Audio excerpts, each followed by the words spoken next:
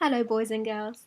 Today we are going to read The Adventures of Grandfather Frog by Thornton W. Burgess. We're going to read part 1, Billy Mink Finds Little Otter. I hope you enjoy. Billy Mink ran round the edge of the Smiling Pool and turned down by Laughing Brook. His eyes twinkled with mischief, and he hurried as only Billy can. As he passed Jerry Muskrat's house, Jerry saw him. "Hi, Billy Mink. Where are you going in such a hurry this fine morning?" he called. "To find Little Joe Otter. Have you seen anything of him?" replied Billy. "No," said Jerry. "He's probably down at the big river fishing.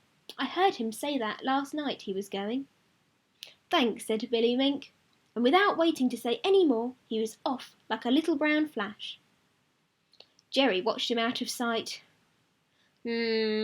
Exclaimed Jerry. "Billy Mink is in a terrible hurry this morning. Now I wonder why he's so anxious to find Little Joe Otter. When they are together, there's usually some mischief." Jerry climbed to the top of his house and looked over the Smiling Pool in the direction from which Billy Mink had just come from. Almost at once he saw Grandfather Frog fast asleep on his big green lily pad. The legs of a foolish green fly were sticking out of one corner of his big mouth. Jerry couldn't help but laugh, for Grandfather Frog certainly did look funny. "He's had a good breakfast this morning, and it has made him sleepy," thought Jerry. "But he's getting careless in his old age. He certainly is getting careless. The idea of going to sleep right in full view like that." Suddenly, a new thought popped into his head. Billy Mink saw him, and that's why he's so anxious to find Little Joe Otter. He's planning to play some trick on Grandfather Frog, as sure as pollywogs have tails, exclaimed Jerry. Then his eyes began to twinkle as he added, "I think I'll have some fun myself." Without another word, Jerry slipped down into the water and swam over to the big green lily pad of Grandfather Frog. Then he hit the water with a smart blow from his tail. Grandfather Frog's big goggly eyes flew open, and just about to make a frightful plunge into the Smiling Pool when he saw Jerry. "Having a nice nap?" inquired Jerry with a broad grin. "I wasn't asleep," protested Grandfather Frog indignantly. "I was just thinking." "Don't you think it a rather dangerous plan to go so long with your eyes closed?" asked Jerry. "Well, maybe I did just doze off," admitted Grandfather Frog sheepishly.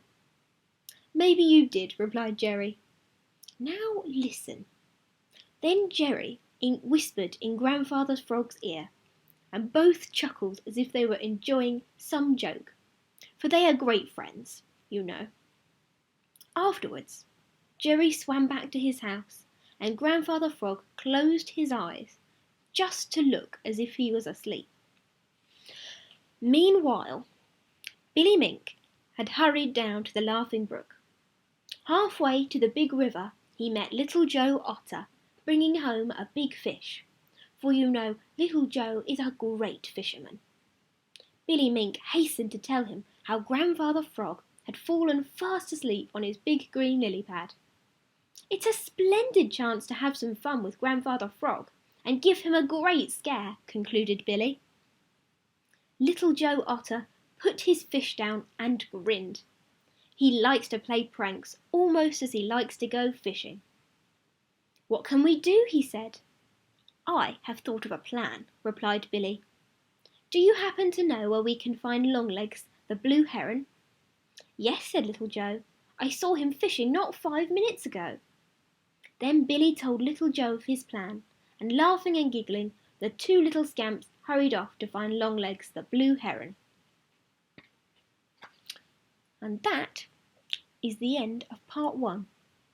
So to find out what happens next, you'll join me another night for the tales of Grandfather Frog.